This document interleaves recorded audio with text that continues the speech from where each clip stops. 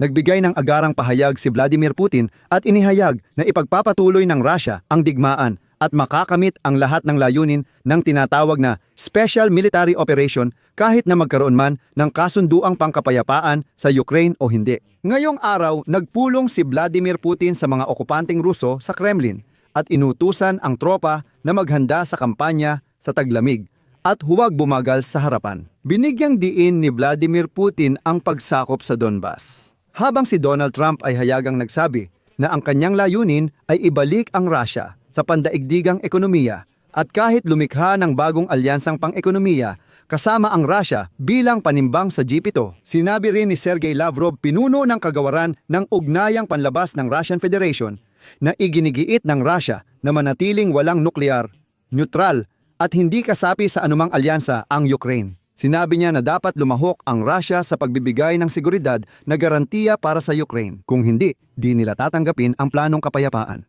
Lahat ito ay parang sobrang absurd.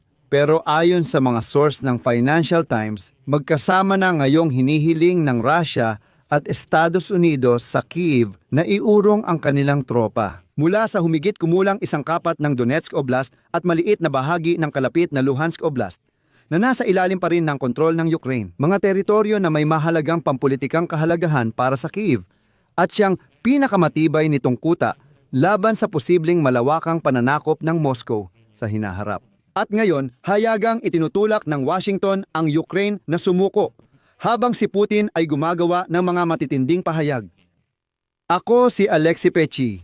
Talakayin natin ang paksang ito, pero bago simulan, mag-subscribe kayo sa channel na ito, mag-like, mag-komento, at i-follow ang aking Telegram channel na Pechi News. Ang link nito ay nasa deskripsyon ng video na ito. Doon kami naglalathala ng mga balitang agad naming natatanggap. Kaya, magsisimula ako sa pahayag ni Vladimir Putin. Ngayong araw, nagsagawa ang diktador ng Russia ng pagpupulong sa Kremlin tungkol sa sitwasyon ng digmaan laban sa Ukraine. Ang mga mababangis na Ruso na hindi pa naliligo ay tinatawag pa rin itong espesyal na operasyong militar hanggang ngayon. Ang pagpupulong ay nakatuon sa sitwasyon sa hilaga ng Donetsk Oblast at ayon sa tagapagsalita ng Kremlin na si Dmytro Peskov, sa talakayan ay binigyang diin ni Putin ang magandang dinamika sa lahat ng direksyon ng zona ng labanan. Sa video call na pagpupulong, dumalo si hepe ng General Staff ng Sandatahang Lakas ng Russia na si Valery Gerasimov at commander ng grupong Yug na si Sergei Medvedev. Nasa opisina rin ng presidente sa Kremlin si commander ng ika-100 at 23 Motostrelkovaya Brigade na si Denis Pirogov, ayon kay Peskov. At ang lahat ng larawang ito ay dapat magpatunay sa sinabi ni Putin noong nakaraang araw. Noong isang araw, sinabi ni Putin na makakamit ng Russia ang mga layunin ng Special Military Operation at dadalhin ito sa lohikal na pagtatapos. Kahit na magkaroon man ng kasunduang pangkapayapaan o wala, ayon kay Putin, sinusubukan ng Russia na tapusin ang sigalot sa Ukraine at inuulit ko, napipilitan silang gawin ito sa pamamagitan ng armas. Napipilitan lang daw kayo, kayong mga hindi naliligo, mga tanga, mga Ruso. May pumilit ba talaga sa inyo na salakayin ang kapitbahay ninyo? O kusa lang kayong nakipagdigma? Umaasa ako na ang mga Rusong Ivan na namamatay sa Ukraine dahil sa sinabi ni Putin tungkol sa pagiging napilitan, kahit paano ay gumaan ang pakiramdam bago sila namatay. At ayun, ginawa ni Vladimir Putin ang bagong pahayag habang nagpapatuloy ang aktibong negosasyon sa tulong ng Estados Unidos para tapusin ang digmaan ng Russia laban sa Ukraine. Sinabi rin ni Gaboryashaya Loshad Sergey Lavrov ng Ministry of Foreign Affairs ng Russian Federation na dapat maging non-aligned, neutral at walang sandatang nuklear ang Ukraine. Dahil umano, tanging sa ganitong kalagayan lamang pumayag ang Russia noong 1990 na kilalanin ang kalayaan ng Ukraine. Pakinggan ninyo. Noong bumagsak ang Soviet Union, may nagtano ba ng opinyon ng mga hindi naliligo? Pero gayunpaman, sinabi ni Lavrov na itong ideyang ito ang naging batayan ng pag-uusap ni Trump at Putin sa Alaska noong Agosto. Susunod, babanggitin ko ang sinabi ni Lavrov bago ang Alaska. Nasa Moscow din si Steven Vitkov at may dalang alok na naging basihan ng pag-unawa sa Anchorage. Ibig sabihin, dapat maging neutral, hindi kasapi ng alyansa, at walang sandatang nuklear ang Ukraine bilang pundasyon ng estado nito. Ang mga prinsipyong ito ay nakasaad mismo sa deklarasyon ng pambansang soberenya ng Ukraine noong Hulyo 16, 900 Dahil sa mga prinsipyong nakasaad dito, kinilala namin ang kalayaan ng Ukraine. Kaya kapag sinasabi nila ngayon na wala silang magawa dahil nakasaad sa kanilang konstitusyon ang layunin na sumali sa North Atlantic Alliance, ang kinilala naming Ukraine ay iba. Sa mga Ruso na nanonood pa rin dito sa YouTube, kahit di pa naliligo, gusto kong linawin na neutral ang Ukraine. Hindi kasapi sa anumang alyansa at walang sandatang nuklear. Kaya tungkol saan at saan ang sinasabi ng inyong Lavrov na pagbabalik? Subukan nyo lang, kahit subukan lang. Naiintindihan kong mahirap ito para sa inyo, pero subukan nyong gamitin ang inyong utak at mag-isip-isip ng kaunti. Konting pag-unawa lang sa hinihingi niya. Si Lavrov, para saan ba ang mga panawagang ito? Sa totoo lang, magbibigay muna ako ng kaunting paningit. Tuwing sinasabi ko na hindi naliligo ang mga Ruso, patuloy pa rin silang nanonood ng mga palabas ko. Gaano ka ba walang respeto sa sarili mo para gawin yan? Pero alam nyo, sa kasamaang palad, hindi na tinatago ni Trump ang layunin niya sa digmaang ito. Hindi ako nagkamali ng sabi. Sa isang panayam sa publikasyong politiko ngayong linggo, si Donald Trump, habang nagkokomento tungkol sa mga usapang pangkapayapaan, ay nagsabi na ang Rusya ngayon, walang duda, ay nasa mas malakas na posisyon sa negosasyon kaysa sa Ukraina. Sinabi ni Trump na pinayuhan niya si Pangulong Zelensky ng Ukraina na tanggapin ang alok ng Amerika para sa kapayapaan, na may malalaking konsesyon mula sa Ukraina. Ayon sa Financial Times, magkasabay na hinihingi ng Rusya at Estados Unidos sa Kyiv ang pag-atras ng mga tropa mula sa halos isang kapat ng Donetsk at maliit na bahagi ng Luhansk Oblast. At ngayon, maging ang Financial Times ay gumagamit na ng mga pahayag na parang ang Donbas ay isang di umano'y pinagtatalunang teritoryo. CP!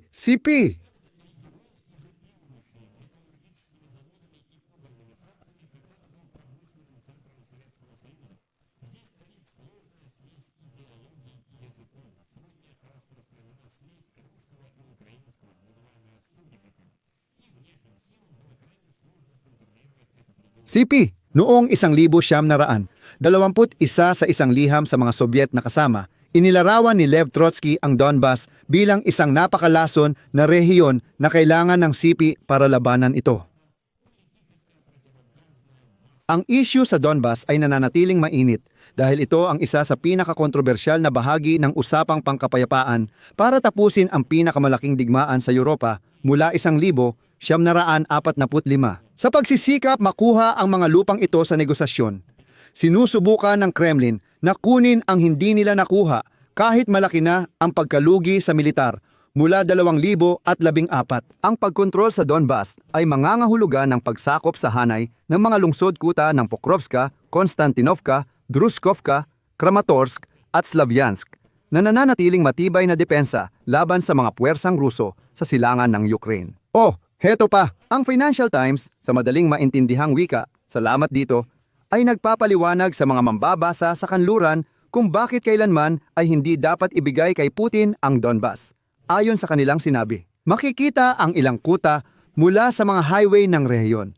Patong-patong na labirinto ng depensang linya na gawa sa tinik na kawad, trintsera, minahan at iba pang hadlang. Ang anyo ng lupa sa lugar ay isa ring malaking hadlang sa pagtatanggol ng Ukraine dahil sa mga likas na bangin at lambak, pati na rin sa mga artipisyal na minahan at tambak ng latak na nakakalat sa paligid. Gayunpaman, sa kanluran ng depensang linya ng mga Ukrainyano, patag ang kapatagan kaya maaaring magkaroon ang Russia ng bukas na parang at mas kaunting tao. Mas madali para sa Russia na sumulong sa Ukraine kapag nakuha ng kanilang tropa ang mga lungsod ng depensang sinturon, ayon sa iminungkahi ng Estados Unidos sa kasunduang pangkapayapaan.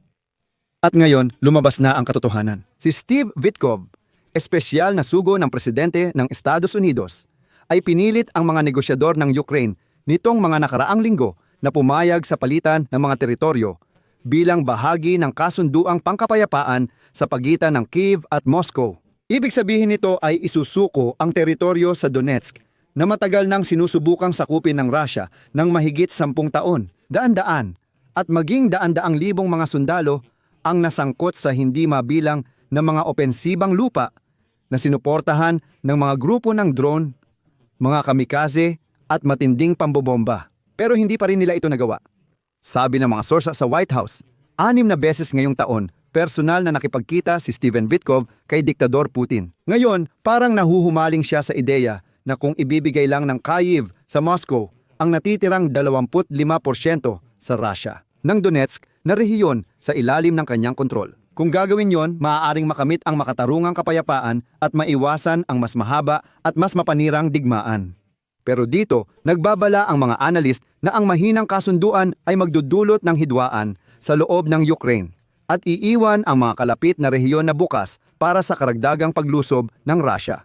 Pero ang alternatibo ay tumangging umatras at ang panganib na iwanan ng Washington ang suporta, kahit na dapat aminin na nahihirapan na ang Estados Unidos.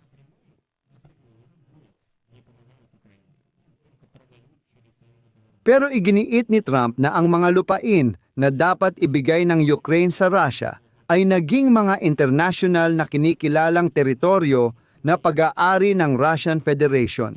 Ngunit di umano'y hindi papasok ang mga tropang Ruso sa demilitarisadong zona na ito at inaalis nito ang panganib ng karagdagang paglusob na nabanggit ko. Totoo, wala namang binanggit sa plano ni Trump kung ano ang gagawin ng Estados Unidos ng Amerika kung sakaling ipakilala pa rin ng mga Ruso ang kanilang mga tropa sa demilitarisadong zona. Kaya dito sinasabi ni Trump na oo, basta magtiwala na lang kayo sa salita ng mga Ruso. Kumbaga, kumbinsido ako, gusto ni Putin ng kapayapaan, sigurado at susunod siya. Makikita ninyo, ang sandatahang lakas ng Ukraine rito ay magiging demilitarisadong zona. Kaya hindi na dapat matakot na susulong dito ang mga Ruso. Noong nakaraang buwan, ibinalita ni Dan Driscoll, ministro ng hukbong sandatahan ng Amerika sa mga opisyal ng Ukraine sa Kyiv na handa ang administrasyon ni Trump na magbigay ng garantisadong seguridad sa Ukraine bilang bahagi ng kasunduan sa pamamagitan ng paglikha ng tinatawag na pinaka-high-tech na demilitarisadong zona sa mundo sa silangang linya ng harapan. Nang tanungin si Driscoll, pakinggan mo, sige, hindi sinagot ng Estados Unidos kung paano ito gagawin at sinabi lang na magtiwala ang mga Ukraino sa mga kaalyado. Sabi niya, hindi ba kayo naniniwala sa mga Amerikano? Tiyak nalilikha tayo ng pinakamakapangyarihang demilitarisadong zona sa mundo. Ngayon, malinaw na ang tanong, ano ang inaalok? Ipinipilit ng Estados Unidos ang paggawa ng demilitarisadong zona tulad ng sa pagitan ng Hilaga at Timog Korea. Mahigit 72 taon na mula nang nilagdaan ang tigil putukan doon. Oo, ibig sabihin, sa isang panig ay mga sundalong Ukranyano at sa kabila ay mga hindi naliligo na Ruso. Pero kung ganoon, mawawala ang kondisyon ng demilitarisadong zona na walang papasok na Ruso.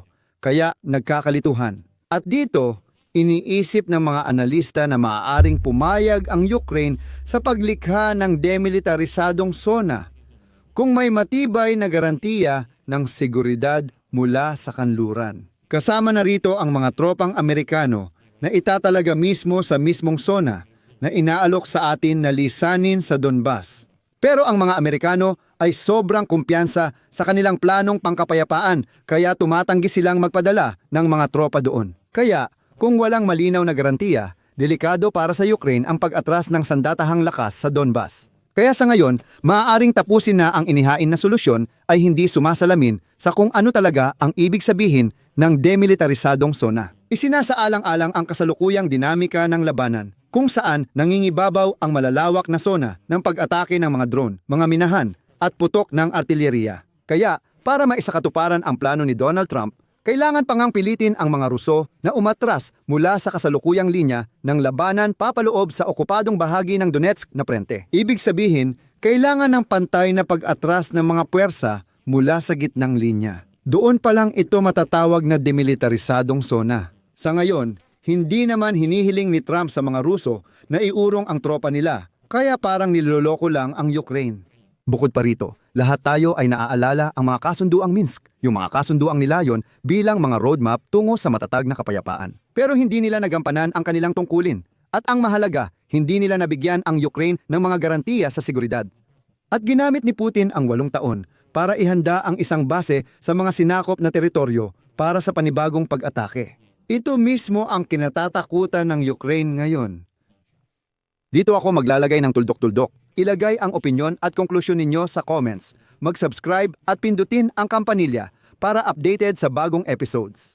Mga kaibigan, kung sa tingin ninyo ay naging interesante ang episode na ito at naniniwala kayong mahalaga at kailangan ang aking ginagawa, suportahan ang YouTube channel na ito sa pamamagitan ng donasyon o bayad na subscription gamit ang mga ibinigay na link at detalye. Sa description ng video na ito, nakasulat doon na suportahan ang channel ni Alexi Pechi. Pumili kayo ng kahit anong format na komportable para sa inyo. Magpapasalamat ako sa kahit anong suporta ninyo. Hanggang dito na lang. Ingatan ninyo ang inyong sarili. Paalam sa lahat.